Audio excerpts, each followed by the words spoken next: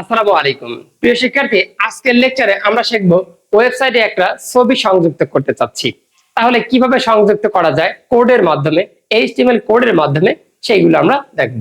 তাহলে চলো আমরা শিখি যে এইচটিএমএল এর ইমেজ কোডটা কেমন, এইচটিএমএল কোডটা কেমন। সেটি হলো, আমরা আবার এটাও কিন্তু জানি, প্রথম লেকচার আমরা একটা বলেছিলাম, দেখো ইমেজ ট্যাগের কি নাই, ক্লোজিং ট্যাগ নাই, শুধুমাত্র কি ট্যাগ আছে, ওপেনিং ট্যাগ আছে। তাহলে চলো আমরা ট্যাগটা আগে শিখি। লিখবা ইমেজ, এভাবে লিখবা, তারপরে এস আর সি, সোর্স, সোর্সের সংক্ষিপ্ত রূপ লিখছি। আবার যেন কেউ সোর্স আবার লিখো না, যেভাবে লিখে দিচ্ছি সেভাবে লিখবা।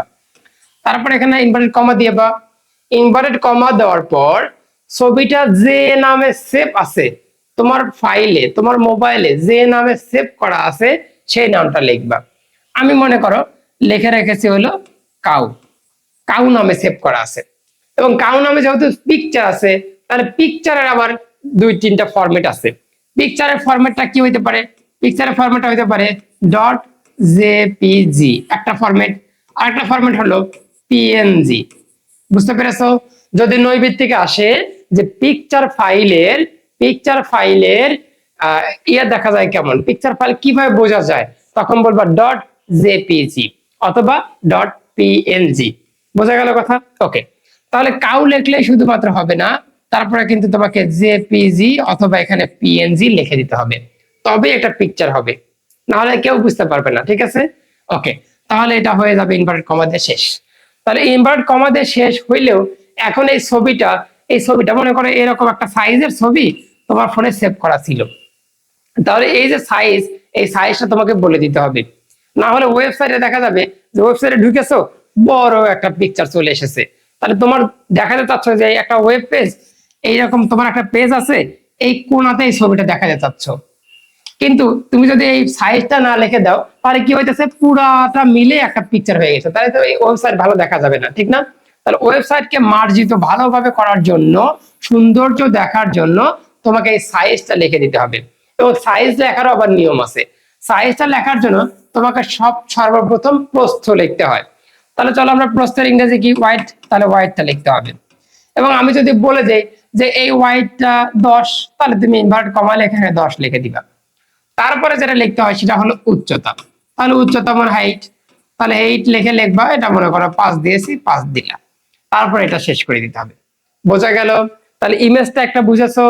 এবার আবার যেন বলো না ভাই ক্লোজিং ট্যাগ কোথায়, ক্লোজিং ট্যাগ তো নাই, কারণ ইমেজ ট্যাগ এভাবে লেখা হয়, ইমেজ ট্যাগের শুধুমাত্র ওপেনিং ট্যাগ আছে। তাহলে ইমেজ ট্যাগের ভালো করে বুঝুক, আইএমজি লিখতে হয়, সোর্স লিখতে হয়, এস আর সি সমান চিহ্ন দিয়ে যে নামে তোমার ফোনে সেভ করা আছে সেই নামটা, তারপর ডট পিএনজি অথবা জেপিজি লিখতে হবে। তারপরে এখানে কিন্তু কোনো ইকুয়াল না, স্পেসও না, স্পেস দিবে না। তারপরে হোয়াইট লিখতে হবে, হোয়াইট বলে দিবে পরীক্ষা হলে এটা 200 আর ওটা 300। বুঝতে পেরেছো? পরীক্ষা হলে তোমাকে যদি এভাবে বলে দেয় যে 300 ভার্সেস 200, তাহলে তুমি ভেবো না আবার যে এটা যেহেতু বড় তাহলে এইটাকে আমরা হেইট বলি, আর এইটা যেহেতু ছোট তাহলে মনে হয় হোয়াইট, না, এটা করা যাবে না।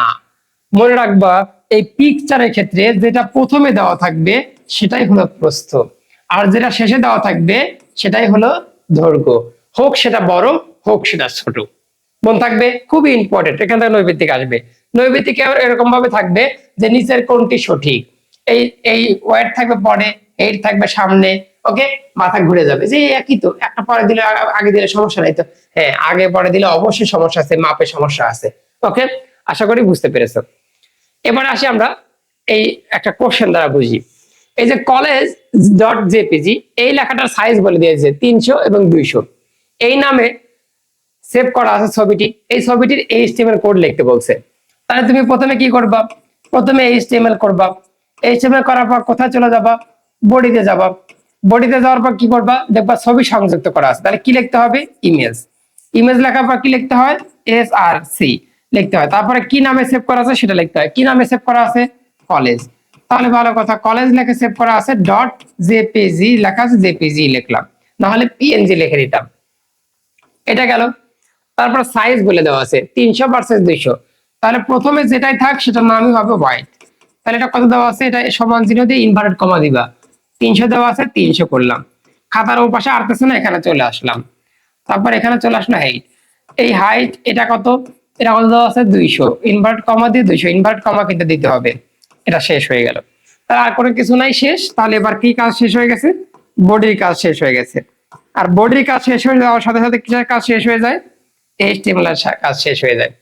ব্যাপারটা তোমরা কি বুঝতে পেরেছো যে ব্যাপারটা অনেক ইজি না? ইজি। তবে এই ট্যাগগুলো খুব সুন্দরভাবে মনে রাখতে হবে, মনে না রাখলে অনেক হার্ড হয়ে যাবে। তাহলে দেখো জনগণ কিভাবে দেখতে পাবে? এই যে এখানে একটা ইমেজ আছে, এই যে একটা দেখো সুন্দর ঘর আঁকিয়েছে না, এইটা হলো ঘরের মাপ।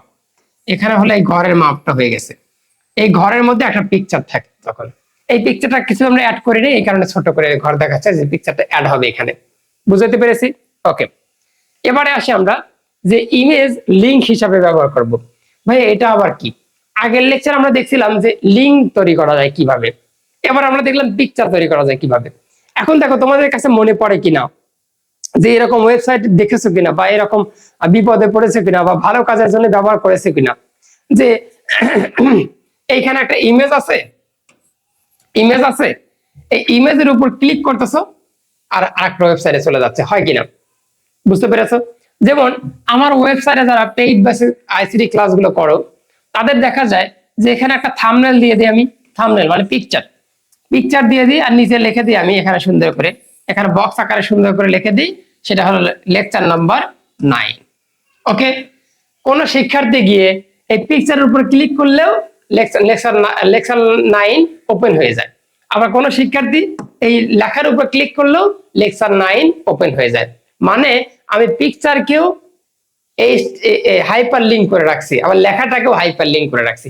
মানে জনগণ কোন এক জায়গায় চাপ দিলেই আমার ওই ক্রিয়েটিভ স্টার ওয়েবসাইটে চলে যাবে। ব্যাপারটা বুঝতে পেরেছো?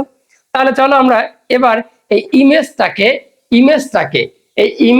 আমরা ব্যবহার করব হাইপার লিঙ্ক হিসেবে। তাহলে এবার ইমেজটাকে ব্যবহার করব, আবার হাইপার লিঙ্কও ব্যবহার করব। তাহলে চলো আমরা সেটাই করি। সেটার জন্য আমি একটা লিখে রেখেছি যে কলেজ নামে একটা পিকচার, এই পিকচারটার সাইজ কত, 30 ভার্সেস 20। সেভ করা ছবিটাকে এই ওয়েবসাইটের মাধ্যমে যেতে হবে। তাহলে কি লিখবা? এইটা হলো ওয়েবসাইটের নাম, মানে হাইপার লিঙ্ক যেখানে করবা সেখানে এটা নাম দিবা, আর যেখানে ছবির সোর্স বসাবা সেখানে এটা। তাহলে কি করবা? মানে ছবিতে ক্লিক করবে, ওই ক্রিয়েটিভ স্টার ওয়েবসাইটে চলে যাবে। তাহলে দেখো কিভাবে করে রেখেছি। তাহলে কাজটা কি? কাজটা হলো এইচটিএমএল লিখলাম, বডি লিখলাম, তারপর হাইপার লিঙ্কের ট্যাগ যেটুকু লিখতে হয়, হাইপার লিঙ্কের ট্যাগ যেভাবে লিখতে হয় আগের মতো লিখছিলাম। আচ্ছা করলাম, হাইপার লিঙ্কের ট্যাগ বসালাম, বসানোর পরে যে ইমেজ যেভাবে শিখেছিলাম ইমেজের ট্যাগটা বসাই দিলাম, শেষ। বুঝাইতে পেরেছি? তাহলে চলো আমি আবারও সুন্দর করে তোমাদের লিখে দিই, এখানে লিখে দিই। তাহলে আসো, যদি না বোঝো আবার করে দিই। তাহলে এখানে কি গেল? এইচটিএমএল। তারপর তুমি কি লিখবা? বডি। তাহলে বডির মধ্যে দিলা, বডির মধ্যে দেখলা যে একটা ছবি অ্যাড করতে হবে এবং ওই ছবিটা হাইপার লিঙ্ক হয়ে থাকবে। তাহলে আমরা প্রথমে আসি হাইপার লিঙ্ক করি। তাহলে HERF hyper link, hyper link করার পর যে ওয়েবসাইট তুলতে হয় সেই ওয়েবসাইটে লিখবা। মনে আছে তো যে হুবহু লিখতে হয়। এখানে কিন্তু সামনে আবার HTTP থাকতে পারে, ওটা সহ তুলবা। creativestar19.com তোলার পরে এটা শেষ হয়ে গেল। এখন শেষ হয়ে যাওয়ার পর এই কি বলে হাইপার লিঙ্ক শেষ হয়ে যাওয়ার পর হাইপার লিঙ্কের ক্লোজিং ট্যাগটা দিবা না। বোঝা গেল? ক্লোজিং ট্যাগটা না দিয়ে আমরা চলে যাবো এখন ইমেজ ট্যাগে। তাহলে ইমেজ ট্যাগের সূত্র কি ছিল বা ট্যাগ কি ছিল? SRC সমান সমান দেওয়ার পর যে নামে সেভ ছিল। কি নামে সেভ ছিল ভাইয়া? কলেজ নামে সেভ ছিল।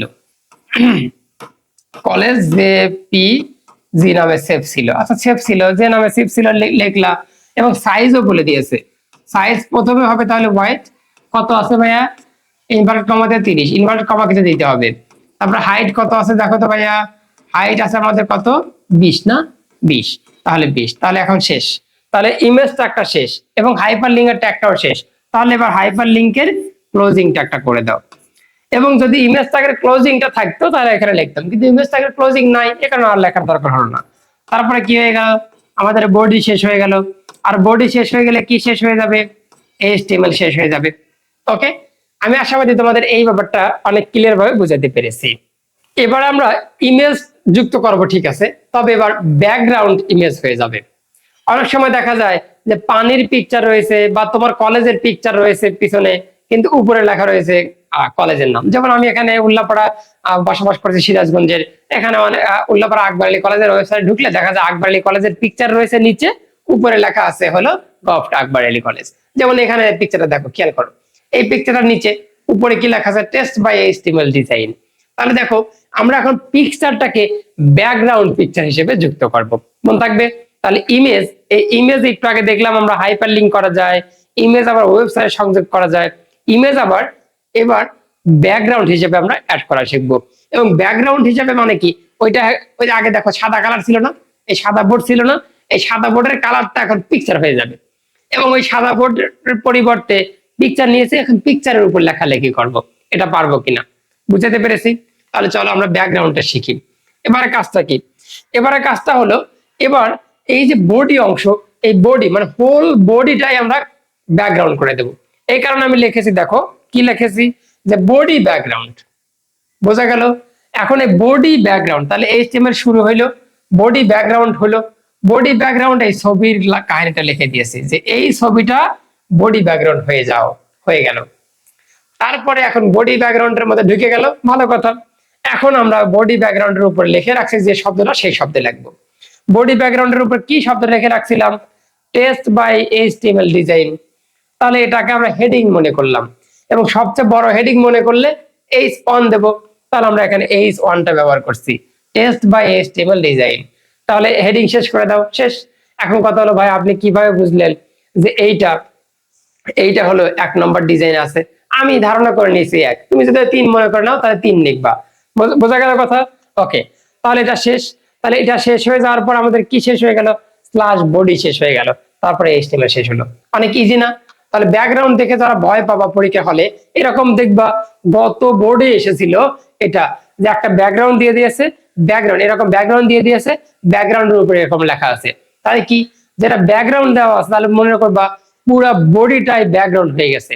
তাহলে আমাদের সূত্র কি হবে, যে বডি ব্যাকগ্রাউন্ড, তারপরে যে ছবিটা থাকবে সেই ছবিটার ইউআরএল তো বুঝি, ঠিকানাটা ডট জেপিজি বা পিএনজি লিখতে হবে। তারপর আমাদের উপরে যা যা লেখা আছে, উপরে এখন বাই লিখছিলাম হলো টেস্ট বাই এইচটিএমএল ডিজাইন, অনেক কিছু লেখা থাকতে পারে, তোমাদের কলেজের নাম লেখা থাকতে পারে, সেই কলেজের নামটা লিখবা, তারপর বডি শেষ করে দিবা, এইচটিএমএল শেষ হয়ে যাবে। বুঝাতে পেরেছি? আমি আশাবাদী তোমাদের এই এইচটিএমএল এর ইমেজ সম্পর্কে যাবতীয় তথ্য দিয়ে সহায়তা করেছি। আর তোমাদের ভিডিওটা ভালো লাগলে অবশ্যই লাইক দিবা। ধন্যবাদ সবাইকে।